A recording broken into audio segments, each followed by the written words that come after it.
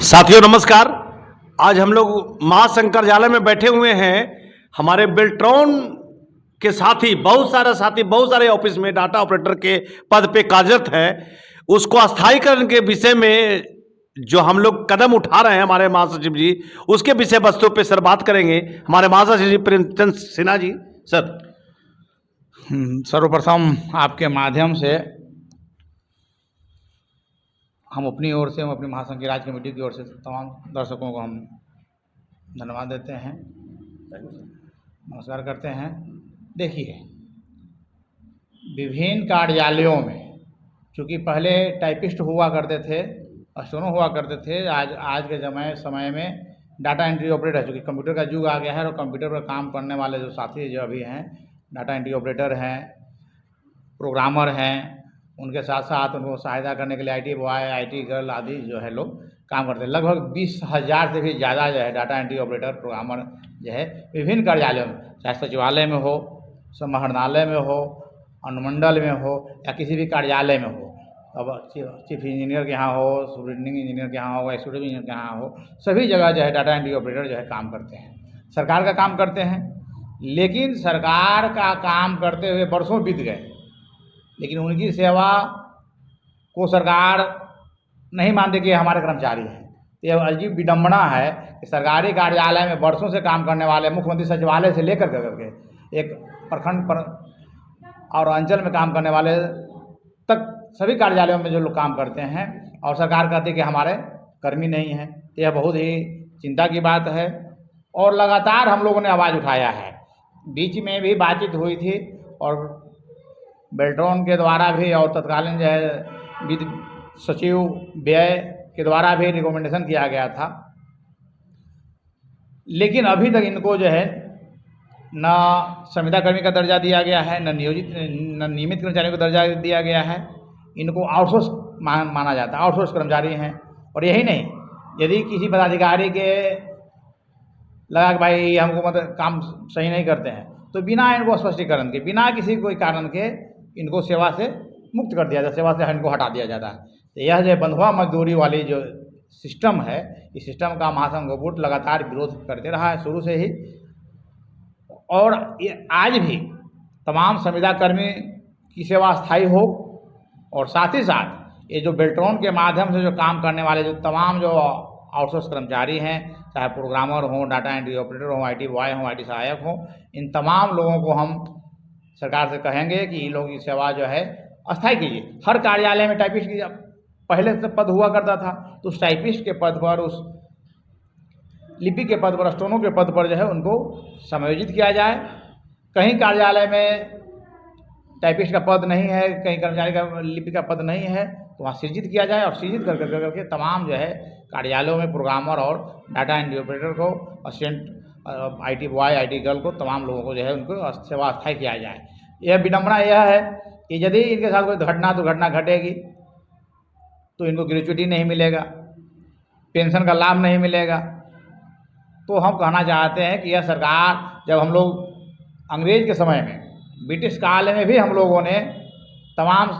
कई सुविधाएं, श्रमिक के हित में कई सुविधाएं हासिल किया है, और आज इस देश के स्वतंत्र होने के बाद और अपना गणराज्य स्थापित हुआ,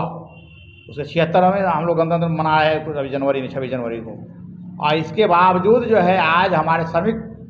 वर्ग की स्थिति जो है बहुत ही ख़राब होती जा रही है। तो हम सरकार से, चाहे केंद्र की सरकार हो या राज्य सरकार हो, तो हम उनसे अनुरोध करना चाहते हैं कि आप इन श्रमिकों की सुनिए। और इसीलिए हम लोगों ने अपनी आवाज़ को उठाने के लिए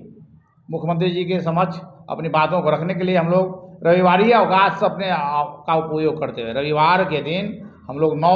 फरवरी को मुख्यमंत्री जी के सामने गर्दनी बाग में 1 दिवसीय हम लोग धरना का आयोजन किए हैं। और तमाम इस चैनल के माध्यम से भी हम अनुरोध करेंगे कि तमाम डाटा एंट्री ऑपरेटर बंधु, प्रोग्रामर,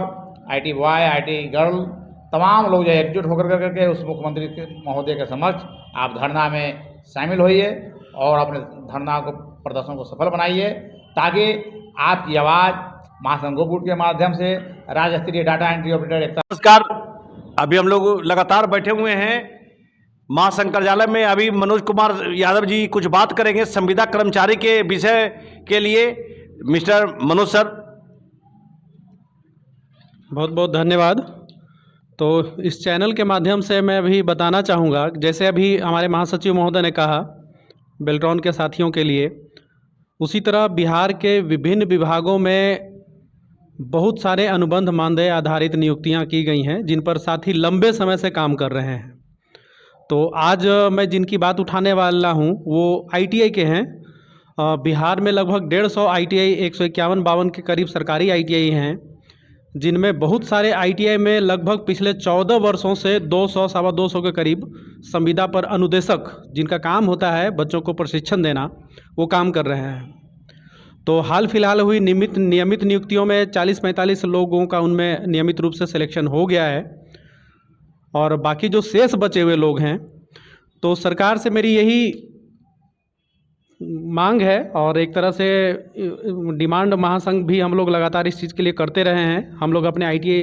के कर्मचारी संघ की तरफ से इस चीज़ की मांग लगातार करते रहे हैं कि उनकी सेवा भी 60 वर्षों तक के लिए, सेवानिवृत्ति की आयु तक के लिए नियमित कर दी जाए। अभी पिछले विधानसभा सत्र में भी माननीय सदस्य विनय बिहारी जी के द्वारा सरकार से मांग की गई थी कि जो बिहार के सभी विभागों में संविदा पर काम कर रहे हैं कर्मी, उनको सरकारी कर्मी का दर्जा दे दिया जाए, जिसके जवाब में मुख्यमंत्री की ओर से बोलते हुए माननीय विजय कुमार चौधरी जी ने जवाब भी दिया है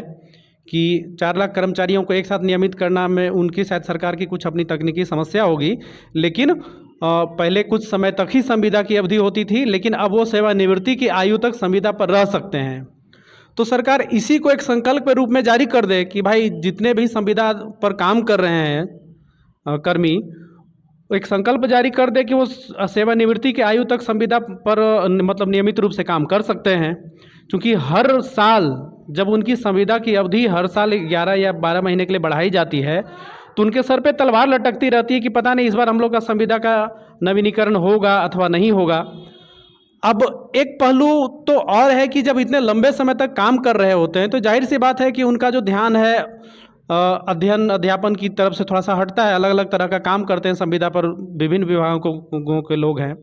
तो जब नियमित नियुक्ति की बात आती है, उनको प्रतियोगिता परीक्षा देनी होती है, तो जाहिर सी बात है कि जो फ्रेशर्स होते हैं, जो यूनिवर्सिटी पास आउट होते हैं, उनके साथ compete करने में उनको थोड़ा सा परेशानियों का सामना करना पड़ता है, क्योंकि 14-15 साल, 20 साल, 17 साल से वो काम कर रहे हैं। ऐसी परिस्थिति में उनके पास सरकारी दायित्व, पारिवारिक दायित्व, सामाजिक दायित्व, इन दायित्वों को निभाने में उनके पास अध्ययन का समय बहुत कम मिल पाता है। तो इस चीज़ को भी सरकार ध्यान में रखे कि जो एक न्यूनतम अर्हता अंक निर्धारित कर दिया गया है कि बिहार की हर तरह की परीक्षाओं में,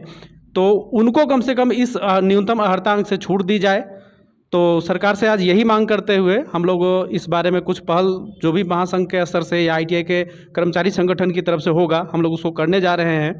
कि ITI के भी साथियों को जो अनुबंध पे साथी काम कर रहे हैं, उनकी सेवा भी सेवानिवृत्ति की आयु तक कर दी जाए। धन्यवाद साथी। अभी हम लोग के सामने मनोज कुमार यादव जी बोल रहे थे। अब हमारे जिला अध्यक्ष फखरुद्दीन अली अहमद जी बात करेंगे इसी विषय वस्तु पे। सर। धन्यवाद साथियों, चूँकि हमारे महासचिव जी और अध्यक्ष जी भी आपकी सारी बात बताएं, और चूँकि जितने भी आउटसोर्सिंग के जो संविदा और आउटसोर्सिंग पर जो लोग आते हैं, उन सारे लोगों के साथ सरकार एक तो इंटरनेशनल जो आपका लेबर कोड होता है उसका पालन नहीं करती है। दूसरा चीज़, न्यूनतम वेतन जो जीने के लिए आवश्यक है वो नहीं मिलता है इनको, और उस पर भी एक दोहरी मार इस सरकार के द्वारा किया गया है कि उन पर GST की एक मोटी रकम काटी जाती है, उनको जो भुगते होता है राशि। तो ये किसी भी स्थिति में किसी भी सरकार के जो ये तनाशाही रवैया है ये बंद होना चाहिए। एक तो उनको इस महंगाई के दौर में जीवन यापन के लिए एक समुचित राशि उनको कम से कम मिलना चाहिए प्रति माह, जो नहीं मिल रहा है। इसीलिए महासंघ का जो आंदोलन है और जो हमारी मांग है कि इन सभी कर्मियों को नियमित किया जाए, या उनको एक संकल्प जारी करके उनको सेवानिवृत्ति की आयु तक, जैसा कि हमारे सचिव जी ने बताया, उनको गारंटी दिया जाए कि कम से कम वो सेवा में रहें, और साथ ही साथ अस्थायीकरण हो जाए तो वो बेहतर है, क्योंकि उनको भी जीवन जीने का अधिकार है, परिवार के पालन पोषण का अधिकार है। सरकार कहती है कि विकास के पहिया हमारे कर्मी हैं, तो जो विकास के पहिया कर्मी हैं उनकी भी हित की रक्षा करना सरकार का दायित्व होता है। तो सरकार से महासंघ का मांग है कि आप इस बात को गंभीरता से लें और ऐसे सभी कर्मियों की जो जायज़ मांग है, जो महासंघ हमेशा उठाता रहा है, उस पर गौर करें और इसको पूर्ण करने का काम करें। धन्यवाद साथी।